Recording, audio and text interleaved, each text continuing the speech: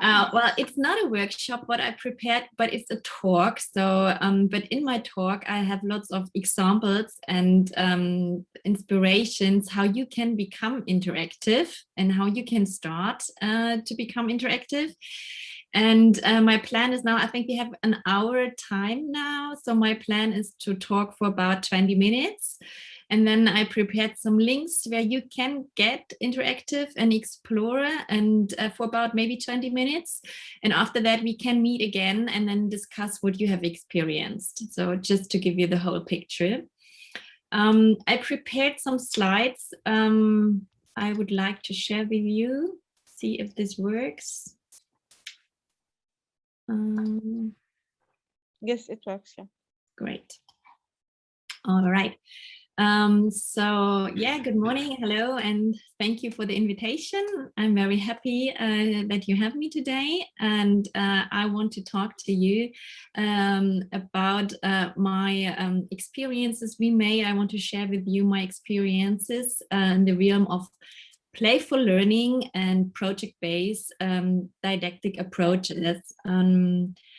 And with that, I want to give you some inspiration how you can adapt these approaches to your own vocational trainings, as I understood this is what you are working on, and to make them more sustainable and the knowledge easier to process and the end more relevant for the students actually, and that they can adapt it to the context and to the different situations and circumstances.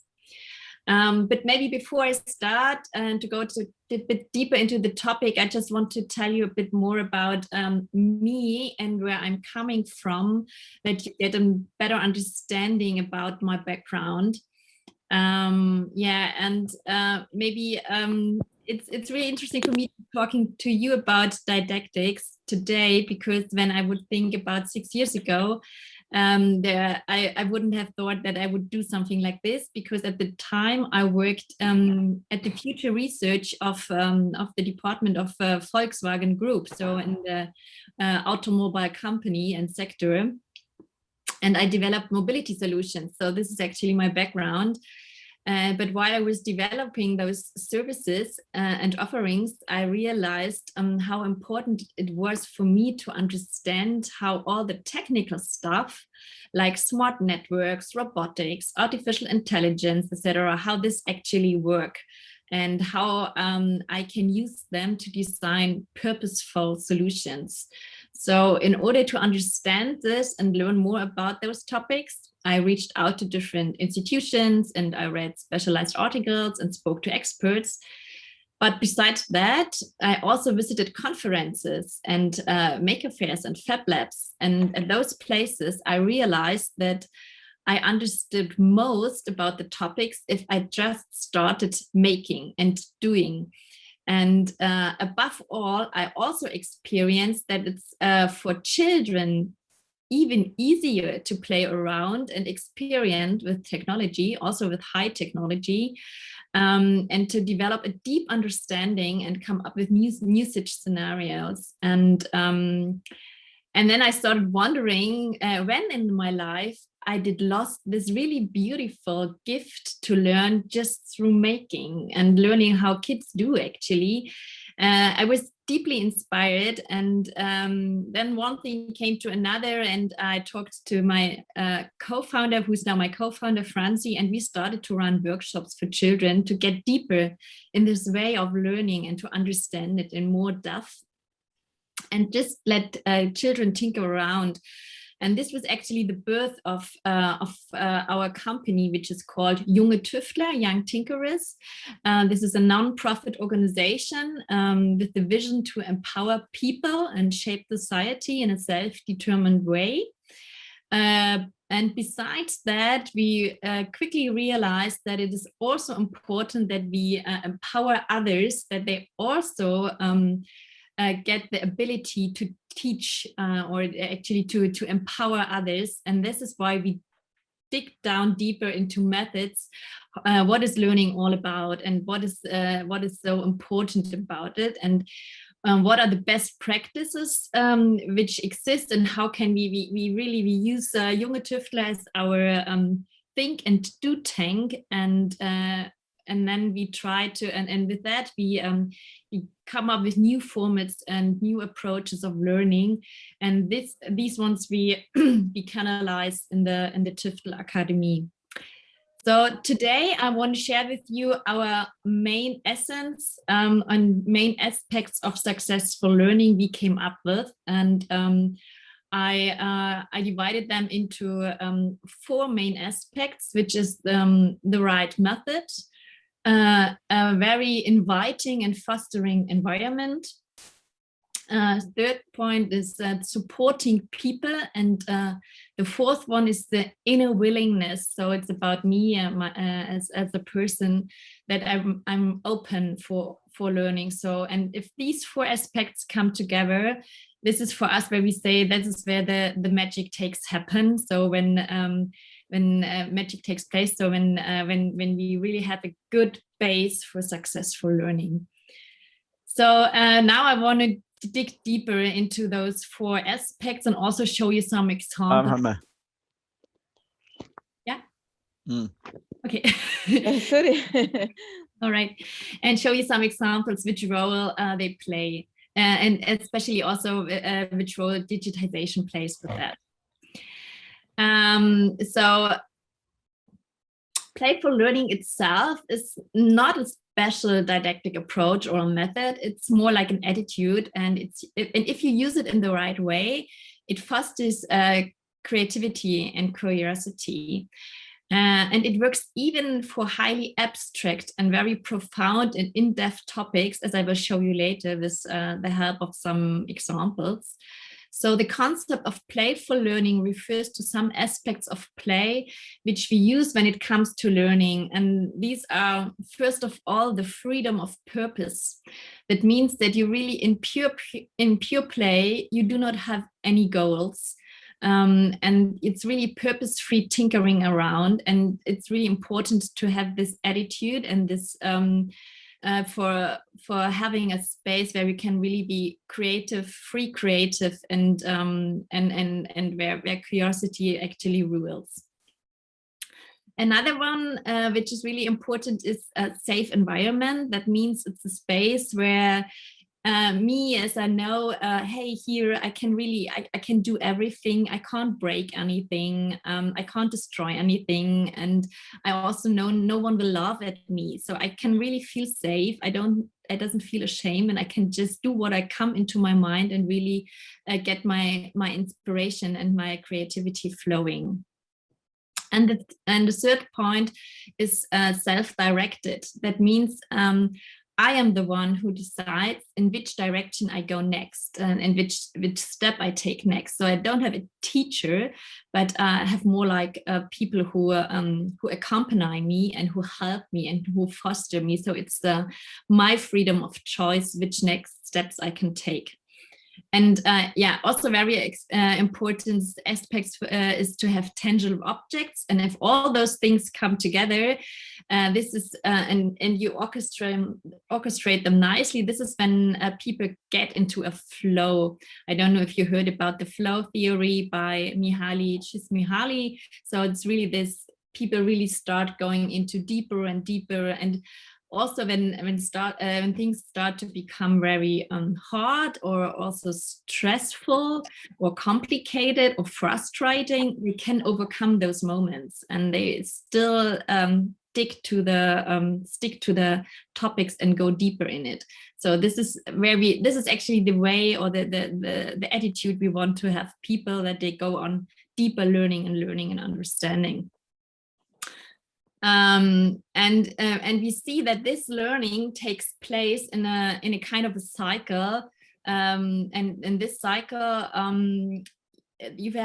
we defined three steps. So this is really learning by a discovery approach, so really like trying, exploring things, and by doing this you can have a goal. So now we move from purpose-free to a goal. So you have a goal, you have a challenge you want to solve.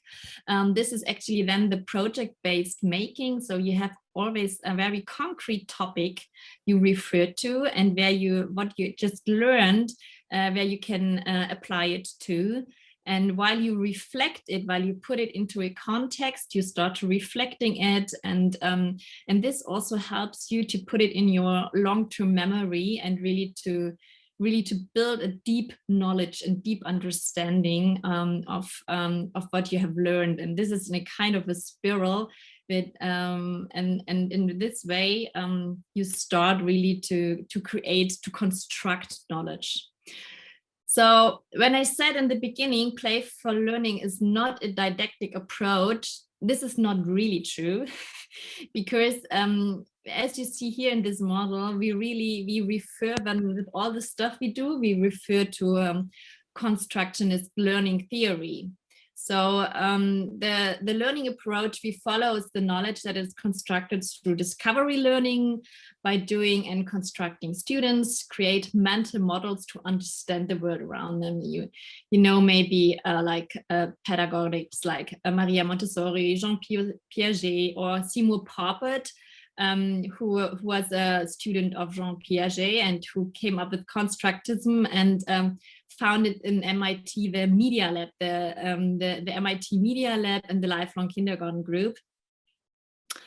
And actually, to summarize the most important things, maybe it's there's one saying from John Dewey, which I think really points it out. He says, an ounce of experience is better than a ton of theory. So that what it actually means is that it's not only about reading and studying about it, but really doing it on your own and exploring to get a deeper understanding and to get this aha moments, actually. So really to understand. So yeah, and as you see, this is actually what I also put on the slides here, is the creative learning spiral from Mitch Resnick. He's also a student of Papert. So you see there's lots of relations in the models they use, and we also could experience in the work we do. But next to the method, as you see in this creative learning process, is really the environment. So the environment really plays an important role. That means you need a kind of an inviting environment. And what do we mean with inviting? That means that the place and the atmosphere really fosters learning. So I don't know if you know the German brain researcher Gerhard Hüthe. He said, so you cannot educate people. The only thing you can do is invite them to educate themselves, because education is something really personal, and it's only something you can do on your own. You can't be educated. And I think this really shows that learning only happens if you are intrinsic motivated. And that means you need an environment which is prompting, which has an inviting character, and also to use materials that have like this character, that you want to use them, that you can explore them, that you can play around with them, because as you know, maybe people, the human by nature, they love to learn. So, for example, like children, when they go to kindergarten or when they're starting school, they really love to learn. They play, they explore, they run around, and they are very excited about discovering knowledge. And you can see that the environment plays here a very important role. So just to bring it together again, so what is important when it comes to the space? It's really to have a safe space for tinkering and exploring, to have inviting materials, and to have access to resources. And access to resources, they don't need to be always haptical, they can also be digital. And this is especially important when it comes to the access to resources and information. Here, digitization plays a very important role. So it's mainly about finding the relevant information, or as we can now see on ICT development, it's not longer that you're searching for the relevant information, but that you get delivered it by networks actually. And as networks are everywhere, also knowledge is actually everywhere. So the whole knowledge of the world is ubiquitously available, and this is actually the vision or the aim of hybrid learning environments. That means you bring together the best of two worlds, like the analog one and the digital one, and you can build like ubiquitous or pervasive learning environments. An example here is actually where we also work together with it is called CoSpaces. It's a very easy to use tool, very straightforward. I don't know if you might maybe know Scratch. Scratch is also for starting programming. It's an environment where you can really easily learn to start programming. And what you can do in Scratch in 2D is here you can do with virtual reality in 3D. So this is one of the examples also I have with me. You can then explore in 20 minutes. And we also use it actually to, for example, also to build a virtual makerspace for a school where we have also a physical makerspace, and we build it in CoSpaces as a virtual makerspace to train the teachers and to give them workshops actually that they get better understanding and deeper knowledge. Like hybrid learning environments, they don't need to be virtual. Also digital platforms do a very good job for a blended learning experience. So here's an example of a MOOC. It's an online course which we created for the German Ministry of Research and Education. It's called AI Campus, or in German KI Campus. And the MOOC we created is called KI macht Schule, so AI creates school actually. And it's a platform where we have lots of online courses, all in the realm of AI. And the one we developed is really a basic of artificial intelligence to understand the basics. And we also made a second one, which digs deeper into data, but just stay with this one. We created videos, of course, for the course, but we also work with online materials and online resources. We also integrated little interactive games that you can see if you understand what you have done. But we also yeah, everything's fine. Yeah, okay. But we also created actually a game where you can just use paper, you print it out, and you can play it to have this haptical thing again. And the idea about the game is to understand the mental model of machine learning. So it's really about understanding very abstract things. You do a very concrete haptical thing to get deeper into it and to understand it. And another example, what I want to show you here is it's called Teachable Machine. This is an application now, so that's a software from Google. You can just use it in your browser, and it gives you the opportunity to train an artificial intelligence, and this helps you to get a deeper understanding of the functionality of AI just by exploring and playing around with it on your own. So this is also one of the examples I will show you later, which you can explore. So you can really make your own experiences and get a deeper understanding about, hey, this is the way how artificial intelligence actually works. And I think this is also a very good example of the saying from John Dewey, like 1 ounce of experience is better than a ton of theory. I don't know if you have read anything about artificial intelligence, but if you just play for 2 minutes, you get an insight about it. So yeah, and Teachable Machine. Okay, this is the video. It's in German, but on the website it's also in English, so you can also have a look in English as well. So, and here are more examples about playing and experiencing with artificial intelligence. I use this as an example because I think AI is a very kind of complex and in-depth topic, and it shows you that even if you have like really such a deep topic, you can really start with playing on a very basic level and to get an idea and to motivate people and to dig deeper into it. And just to show you the idea and the methods and the structure, you then can actually apply on your own context.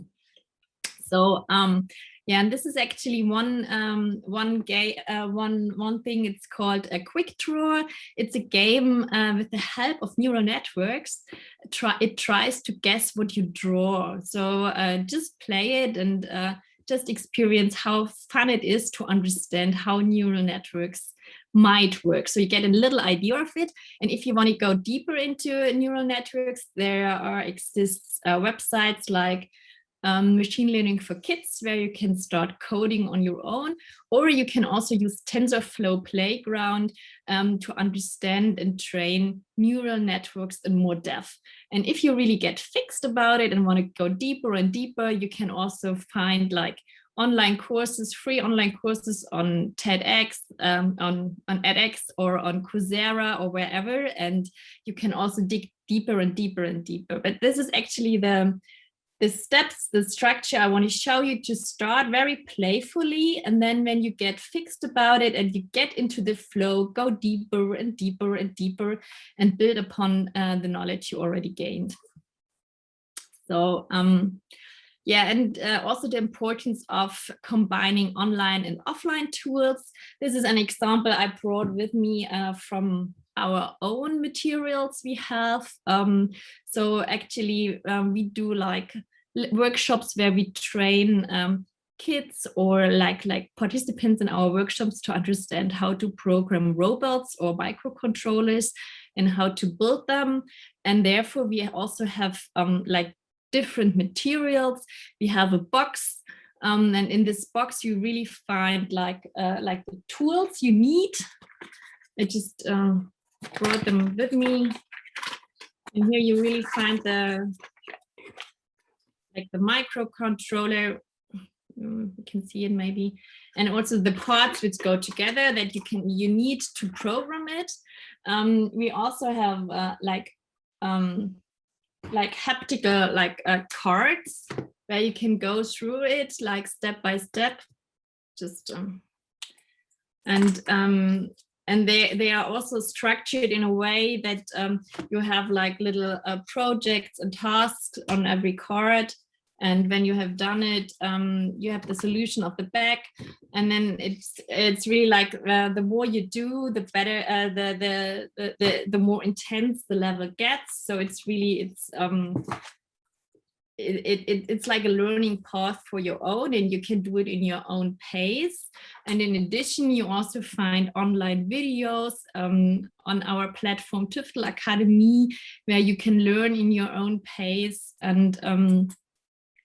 And there also exists a coding platform from the Fraunhofer Institute, which is a research institute in Germany. And they actually designed the platform where you can program and code very easily, step by step in the beginning.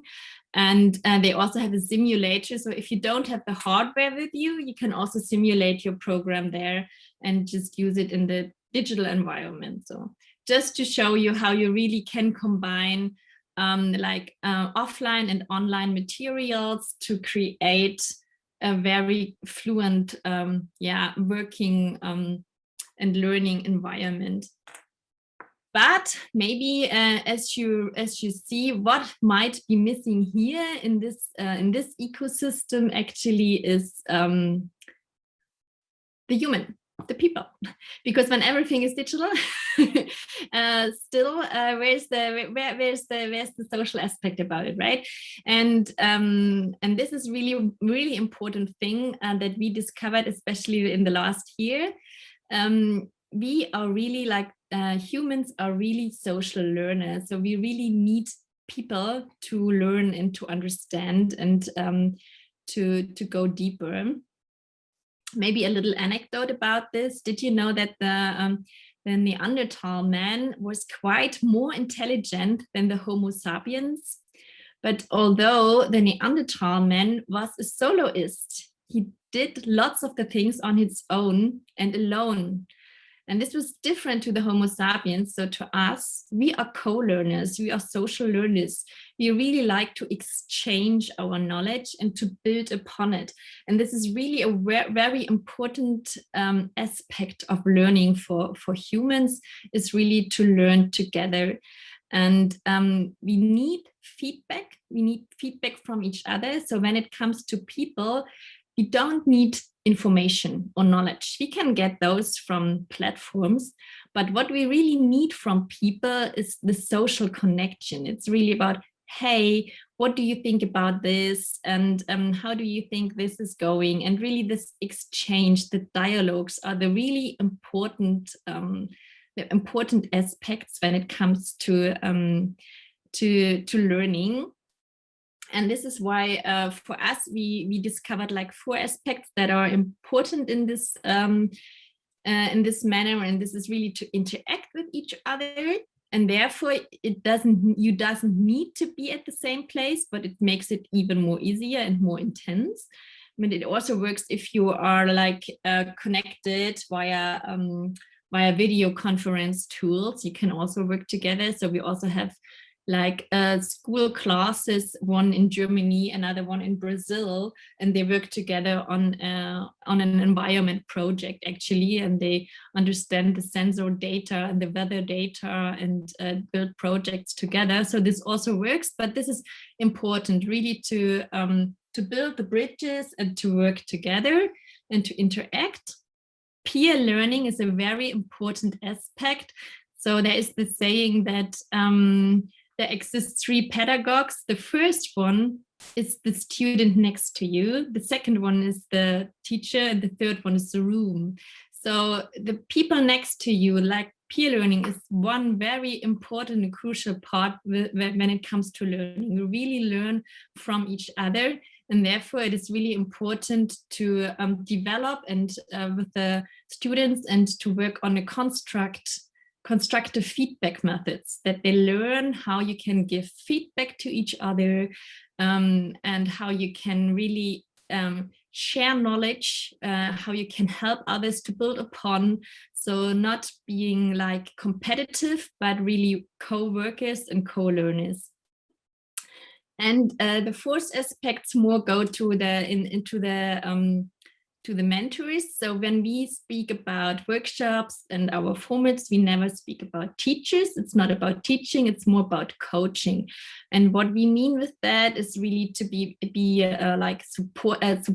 We support learning. So we really, the individual is in the center. So it's really learner-centric. And then we are looking what he or she needs and how we can foster or support her that she can develop her skills and abilities actually. So yeah, and besides all of this, yeah, for sure, we also have online seminars and webinars where we do workshops together with people. And what is also important about all of this is that when you work together with people, it's also a very important strategy of motivation. So really stay and go on learning. And this brings me to the 4th aspect I was talking about, the willingness and the attitude of the single learner. And as I already mentioned, the flow plays here an important role. But besides that, there's also the adaptive learning. That means that you look at the capabilities and the preferences of the single learner. So what kind of learner am I? Do I learn better when I hear stuff or when I try things out? Am I more a visual person, or do I have to write to memorize, etc.? So these are really important aspects when it comes to learning. And when it comes also to adapt to special needs. And we also have technology here to adapt those and to support these called learning analytics. You might have heard of them, and you can build learning profiles like, I don't know if you know Khan Academy in Germany, Better Marks. There also exist learning programs who already use this. Yeah, I don't want to go deeper in that because I think maybe you already know some of them. Just one fact about this, it's really important that you here pay attention of the aspect of privacy of the data. So privacy by design is the first step. So always have an idea and be aware where the data comes from and where it goes to, that you also understand how the analytic actually works and that you get an idea. But interesting is that the adaptive learning also describes always to the physical, and which is really important is to have an orientation. And here I want to just bring into another aspect which really helps what we really came along with, or what really came into our mind within the last year. What we really discovered is that if you really want people that they take their learning process into their own hands and can decide which step I take next, learning paths are very important, and paths that are kind of also have crossings that you can go in one direction or the other, and therefore they really need an orientation. So they really need to understand where am I now and what are the next steps I can take. And one tool which can be very helpful in this setup is this called badges. There exists the open badge system from Mozilla, from the Mozilla Foundation. They work with badges, and the idea about them is really also to create individual learning path, and this helps you yourself as a learner to get an idea about, hey, where am I in my learning process, but also others to see what skills and abilities the people have actually. So it's not a way of evaluating, but more about documentation. So yeah, and yeah, just to summarize again, what I just talked about is that a good orchestration of the 4 different aspects really makes successful learning. So it's really about the method, the environment, the supporting people, and the inner willingness from my own to learn, which we can really foster with digital tools, but also with the right methods. And if everything and all 4 aspects come together, then we have a really good cocktail for successful learning. Or to say it with the words of Albert Einstein, play is the highest form of research. So far from me now. If you now have any questions, I'm very open to hear them. Thank you so much, Julia. Actually, before that, some of our colleagues ask you to share the links in the chat that they can also play. Would you mind just to copy paste this link in chat and they can also see them by themselves? Yeah, I would have to stop the screen sharing then, I guess, because otherwise I don't know where I find. Here's the chat. Yeah, chat is yes. Actually, yeah, I can see it. Yeah. Yeah. And then regarding as your plan, do you want to open these links and this web page and explain that, because some of them are in German? Maybe it would be great to show them and explain a little bit about this website. Yeah, I can also do that. Okay. Thank you. So yeah, these are the links. So I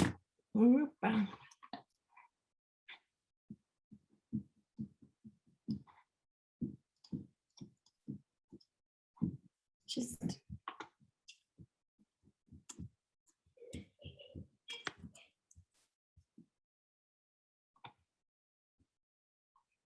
so quick draw. I can also share it here. So this is just very one really easy one where I guess if you open it, it will be in your language. So mine is in German, but this site exists in this page exists in different languages. So the idea is here that the neural network will try to guess what I'm just drawing. So, oh God. Okay. The first thing I have to draw is how do you call it? Kreuzfahrtschiff. It's those big boats, like the. Okay, I try to. That's a kind of the animal, but just one point from my colleagues: if you have the Chrome or other browser, then you can translate it with your language. If it is some browser, they have the auto translation, but otherwise, also it's just as a sample. Then we open it. It's in English, Hamid. I open it. Yeah, it's in English. So perfect. Okay, use it in English. Great. Yeah. When I open it on my computer, it's multi-language actually, not English. So it's, but all of you mute your because we hear your links. Yeah. So that's the perfect. It's on more than 10 languages, this one. So that's perfect. So okay, please, Julia, go ahead. Do you want to try it out on your own computers? Just try it for 2 or 3 times because it's really fun. Perfect. Yes. Okay. I have it in Arabic now. So it works good. Great.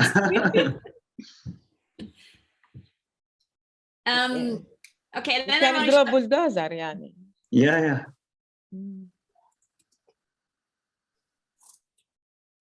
So then there's this website, it's called AI Experiments. I just send it to you.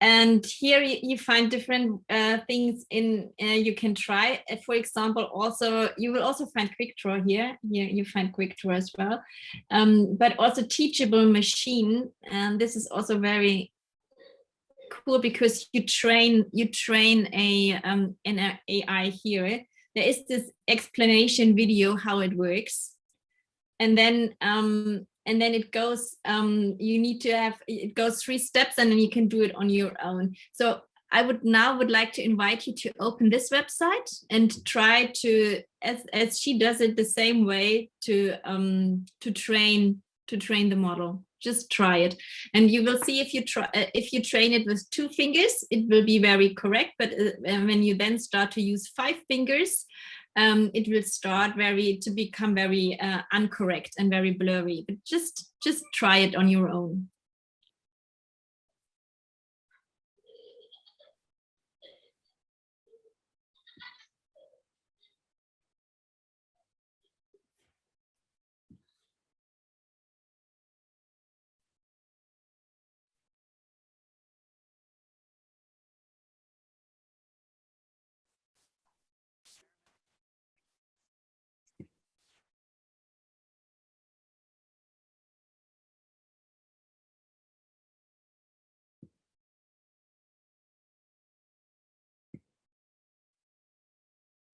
Julia, what is the level of machine learning in this website? Is it, is it a kind of the really advanced machine learning, such as a bachelor level or master level? If we translate that in an academic way, what's the level? I think that the first level is very, it's very basic in the beginning, but you can go really, really deep. So I think the academic level will start with the next example I have with me. So this might be really the very basic and like for all citizen level. But when you go to Tensorflow Playground, for example,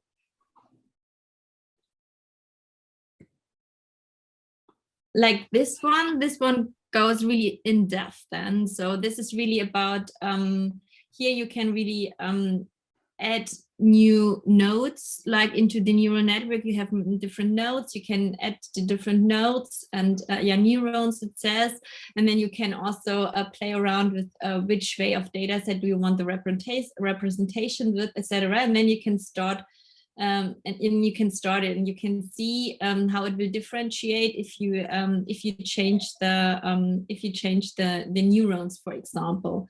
So you can really play around here and see what happens and how it will change your model. And this becomes really then here you start really to become very like on an academic level. So really if you start playing around here with that and to understand deeper what happens actually in between and how does the machine logical works actually. But for us, it's always important not to start on this level in the beginning, because this can be very abstract for some people and really like, oh, I don't want to go deeper into it like this, but really to start with the very playful stuff and like giving everyone an approach and a way to get to use it and to build knowledge and understanding about it, and then going step by step deeper and explore it in more depth actually, and also to relate it to your surrounding and to always to bring it back to your environment and your circumstances actually. So Yeah. as I understood that some of our colleagues in these groups, I mean that they can use this kind of the materials for teaching the AI, even for business students, engineering students, and computers, because it has a really from the basic to the really advanced. Definitely, yeah. Mm-hmm. But if you, for example, as AI becomes important, not just for informatic backgrounds, but also, for example, for marketing or like, in lots of different areas. And if you just want also for media, etc. So if you work with people who just have to understand the, what you call it, the Anwender level. So the applied application level. Yeah, the application level. Yeah. Then it's really good if they go deeper in those projects, because then they understand how they don't need to understand in depth what a neural network is doing, but they need to understand what the outcome is and how important it is, how an AI works, and the importance of the data and which data I put in, and that data is not neutral, but it's really also always about the data set I use, etc. So I think these are really so to get a picture about the whole and the aspects which are important. This is really also good to build an understanding about this. So in Germany, we also have like there's a big discussion going on also about data bias, for example, and to understand how biased data can be.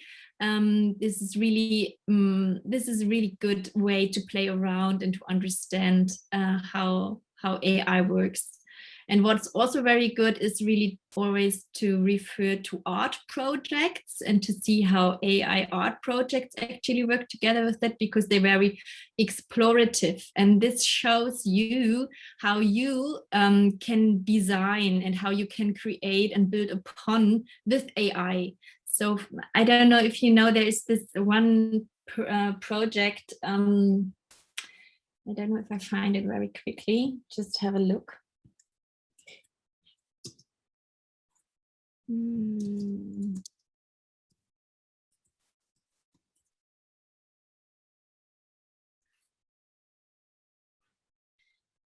Julia, I just want to point you out to the chat. There are some other questions also asked. Yeah, I don't know. I will look in the chat in a minute, but just to explain you, this is a really interesting project. It's from students, from art students, and what they actually did is they created a forest and an AI and a blockchain. And the forest actually was bought by the students, but because of the wood it creates, because you produce wood, you are a forest, you produce wood, the forest starts to pay off and pay into the blockchain, and it will result to the point that the forest will own itself. So it won't own to the students anymore, but it will be owned by itself. And with that, they raise very interesting societal questions. So what does it mean? Can an AI actually be like own entity and have their own rights, and what happens if there is an accident in the forest, etc. So what I want to show you with that is that with very playful environments, you can start to make like experiments and to think into the next level, and really to understand what are the challenges and the problems that will come ahead and that will lay ahead for us, and what solutions do we have to find to answer future questions actually.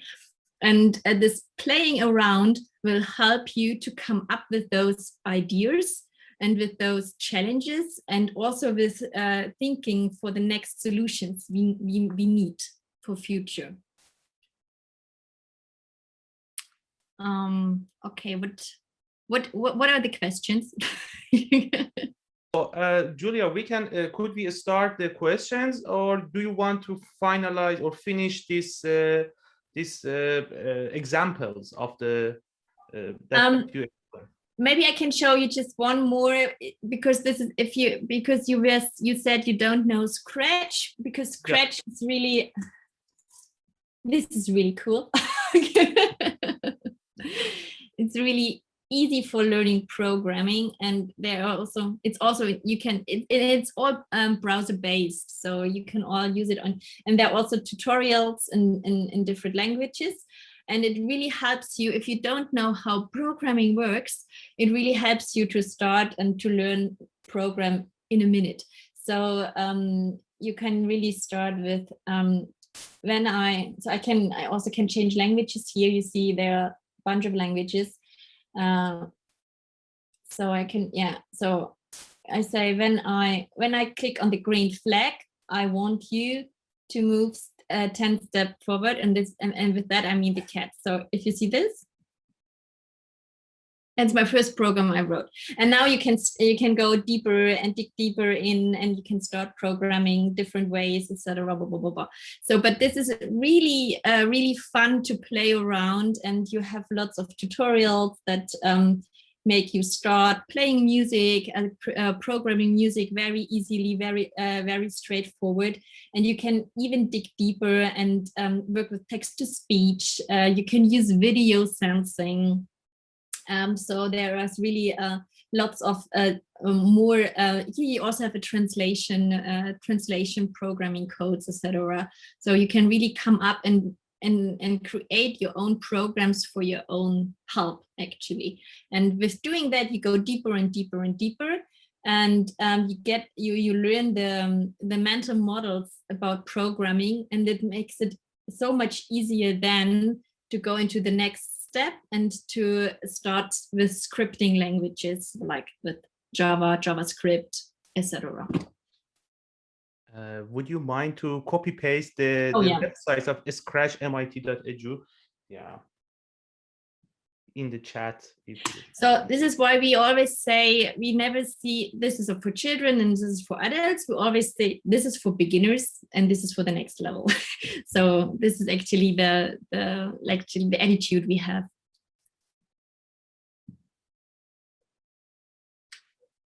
Okay, we can start with questions. I'm fine.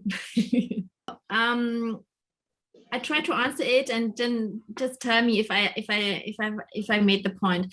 So the question is if it should be a discipline on its own, or should we integrate it and apply it to existing disciplines? I think exactly. Yeah. Exactly. I think the question goes with what you want to achieve, right? So if you actually want to understand how you can use or how AI can be useful for example for the medical background or for the medical domain, then it makes absolutely sense to apply it to the medicine aspects, for example. And this is I just start I can show you my screen again. So this is what I just referred to, is the AI campus from the German ministry. It also exists in English. And here you find different courses. It's all about AI. And as you can see, they have different learning opportunities.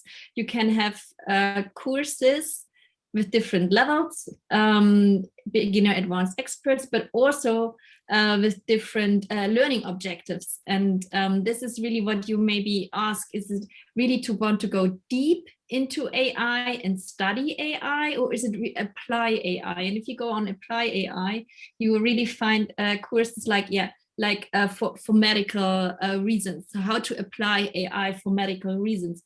But if you really want to go on develop AI and on a next level, and to maybe from a weak to a strong AI, and to understand what is important for that, then you have a different learning objective, and then you go more deeper into study AI. So just to summarize, it's always the question what you want to achieve, actually. Do you want me to answer this question? The thing is, I think it's always a question of priorities, right?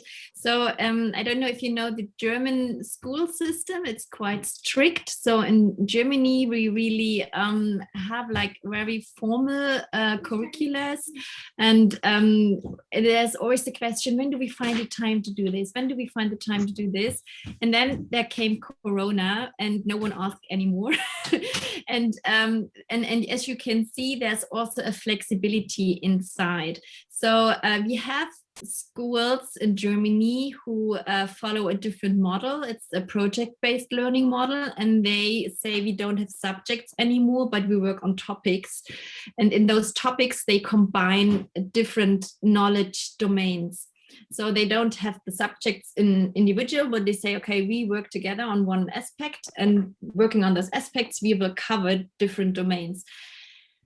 And then at the end, the tests show everyone has kind of a good knowledge. So it's actually the question, what do you want to achieve, and what kind of philosophy of learning do you share?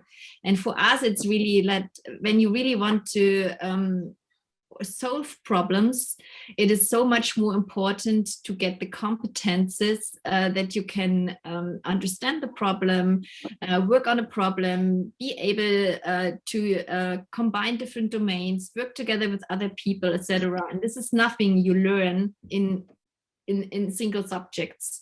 And a single subject domain is not really does not really fit to reality. So this is why we really work on this approach for more very project-based learning.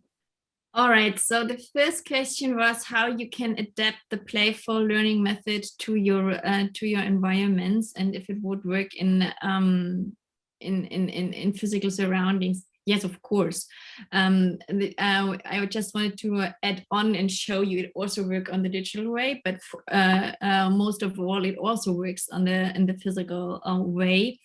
And what I said, the room is really important here. The more inviting a room is, the better it's used for a playful surrounding or playful learning method. And that means what I mean with inviting is you can in this environment you're allowed to do and to work with the stuff you find.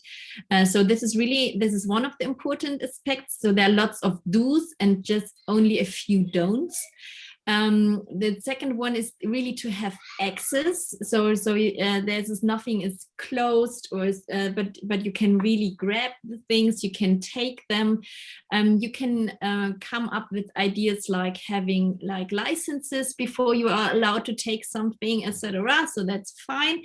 But really to give the opportunity and the possibilities to have the access to materials, to tools, etc. And then having tools and materials that are inviting, that means that are open, they are not closed, but they are, you can work on them, you can combine them, and they can, and they're flexible in the way of usage, etc. So there's also this idea of alienated usage, that you can use things in completely different ways.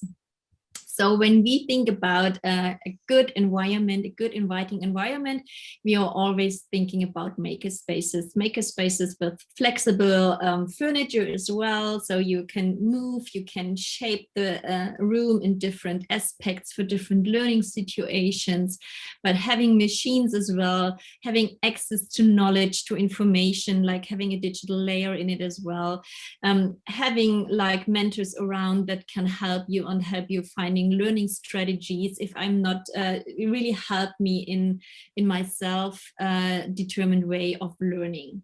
So this is really when all for us what is important when it comes to what is important for an inviting environment for playful learning. The second aspect you asked me was again about the students and which level of students everything refers to. I showed you. This is a bit about the topics you want to actually it's about the topics you actually you have on your agenda actually. So I can show you like our learning platform again. Hang on. I have to, yeah. So, for example, our learning platform, it's all in German, sorry. You're working on the, but just to give you an idea, actually is, for example, we also have material here for schools, and then we have topics. We always work on topics. So like this is actually a topic about biodiversity. This is yeah, maybe you have two different screens. Sorry for interrupting you. I'm just wondering if we see the right screen of yours, because we don't see your platform. Oh, you don't see the platform. Which one do you see? Do you see me? I just saw you closing a window with your writings, what you want to talk, what you want to say in your talk. Okay, hang on. So,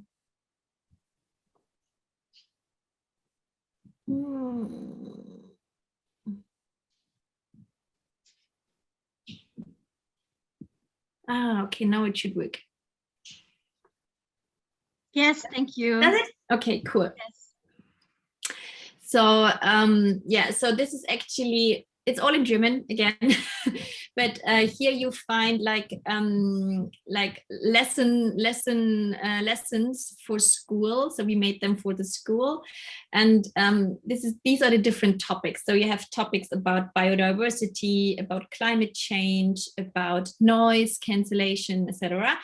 And then we use the tools I just showed you. For example, here we use Scratch. So if you look inside here, you find, yeah, you always get an explanation with videos, what we are doing here. You can look them with subtitles actually. And yeah, and then inspirations. So then it goes, and then it starts. And then we use the tools. So we use Scratch in this project to refer to the topic of climate change actually. And the students dig into the topic, they do research on their own, and then they start to what they have researched, to process this knowledge, to process this information, and create a quiz in this case in Scratch, And in this, they put in the knowledge what they have learned about climate footprint of the food they actually use, and then they can share it with their other students. And by sharing, again, they start to talk with each other. You start the peer learning process, etc. So this is just to show you how what we do is we work on topics.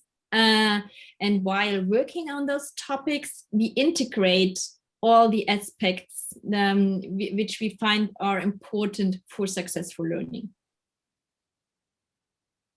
Does it make sense? Thank you. So thank you so much. So the next question from Dr. Yasmin Abu Hasira, I think, would you explain your question by yourself if you have a microphone? Yeah, actually, it's not a question. It's just a comment about how we can motivate students to start learning from scratch about the AI and the machine learning. For example, from my own experience, I take a course at my university, which is about machine learning and AI, and that course was very advanced for me at the beginning. So what I do, I start reading from scratch, as mentioned by Julia, from the websites that offer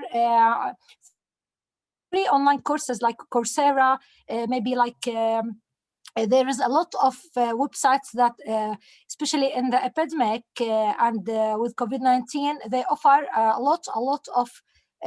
big pool of courses that offer free just to learn and to practice. And you can start step by step, and you can take a small quiz, and you can see how you develop yourself and at what level you reach.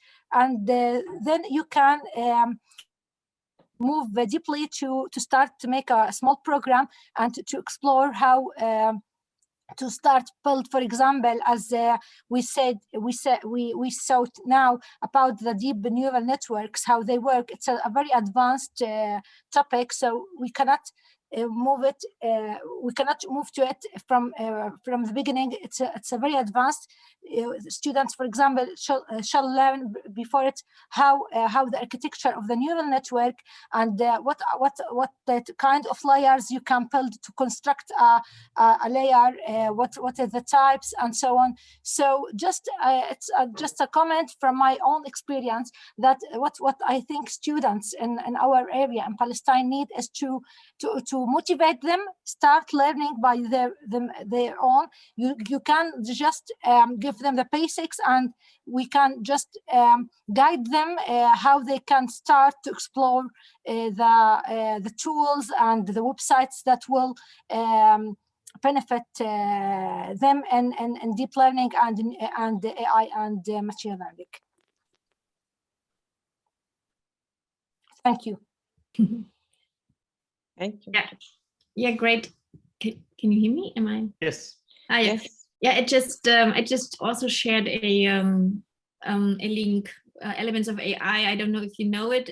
This is also a course. It was financed by the Finnish government, and it was especially made for all citizens to understand the elements of AI, and got really successful and translated in different languages. And they also made a second and a third one right now. So if you really want to start, this is a good way to start as well, just as an inspiration. Yeah. I think it's really the first aspect, I think, is to become aware of this. So the importance of social learning, that we are social learner and that we need it. And then then you already have done a really important step, and then that means to dedicate time for it and really to have methods. Like, for example, I mentioned the feedback method, really to work in small groups of 2 or 3 and to learn to give constructive feedback to each other. So what did I like about your work, but also where I think is potential where you can go and develop it, and did you think about this and that and that. So really go deep into in peer learning and in really good feedback methods.